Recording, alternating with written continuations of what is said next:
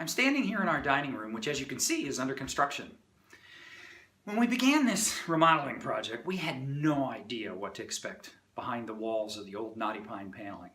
You can imagine the shock when we found this wiring mess. I realize, as I reflect on this weekend's gospel, that there's a connection. Bartimaeus is sitting on the side of the road. He calls out to Jesus, "Jesus, Son of David, have pity on me." The people around Jesus rebuke him. They try to silence him, and he calls out all the more.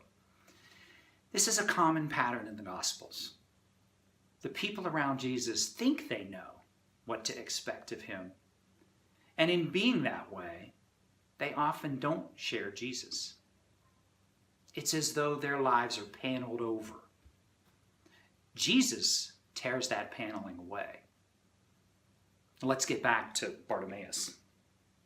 But he kept calling out all the more, "Son of David, have pity on me." Jesus stopped and said, "Call him." So they called the blind man, saying to him, "Take courage, get up, he is calling you." He threw aside his cloak, sprang up, and came to Jesus. Jesus said to him in reply, "What do you want me to do for you?" Bartimaeus' answer, "Master, I want to see,"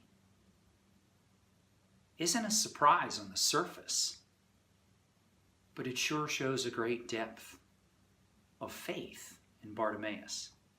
First, he acknowledges Jesus as master. And secondly, perhaps more importantly, he acknowledges his need for Jesus. And once again, Jesus shocks the world. Not only does he restore Bartimaeus' sight, but he gives him salvation as well. He says, "Go your way, your faith has saved you." Where are you on your journey? Are you blinded by the paneled walls around you? Is there a mess from your past that's hindering your growth? Perhaps you're in need of a remodeling by Jesus. He's asking, "What do you want from me?"